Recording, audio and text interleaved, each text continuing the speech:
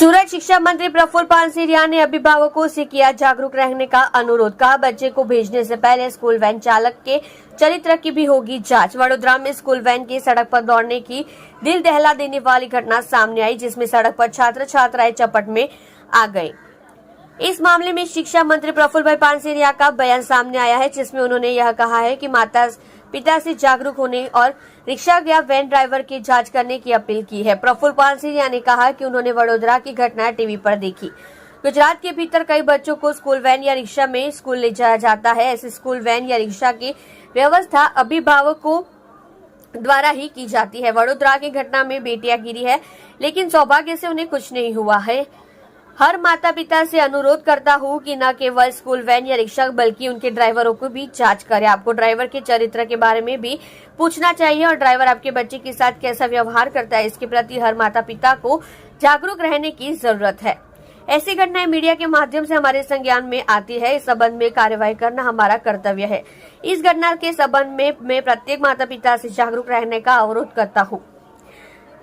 School van सिर्फ van नहीं चलाती, उसमें 8 से 10 बच्चे होते हैं जो अपने माता पिता के दिल के टुकड़े होते हैं। इसके लिए उन लोगों को भी वाहन चलाते समय सावधानी बरतनी चाहिए और दरवाजों को भी जांच करनी चाहिए।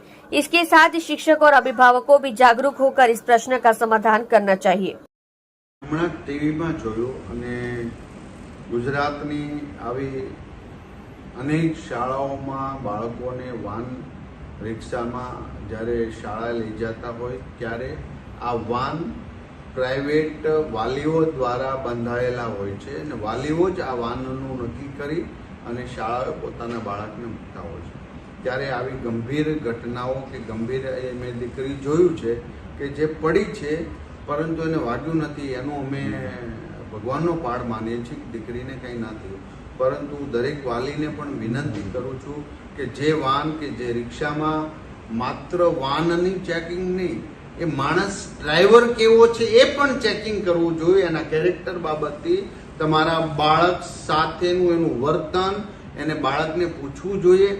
આ બાબતે પણ બધા વાલીઓ જાગૃત થવું જોઈએ। અને જ્યારે મારી શાળાઓ કે પ્રાઇવેટ શાળાઓ દરેક ગુરુજનો શિક્ષકોને હું વિનંતી કરું છું કે દરેક આ એક પોતાનો એક્સ્ટ્રા પોતાની સંવેદના સાથે બધું જ કાયદો કરી દેશે એ હું નથી માનતો। ત્યારે આપણે સૌએ જાગૃત થવું જોઈએ। જે મીડિયા આપણે આવી ઘટનાઓ બતાવી રહ્યા છે, મીડિયાઓ દ્વારા અમારા થકી આ ઘટનાઓ આવે છે, ત્યારે અમને અમારી પણ ફરજમાં આવે છે કે એ બાબતના અમે એક્શન લઈએ। ત્યારે આ પ્રસંગની અંદર હું એટલી જ વિનંતી કરું છું કે દરેક વાલીઓ જાગૃત થાય।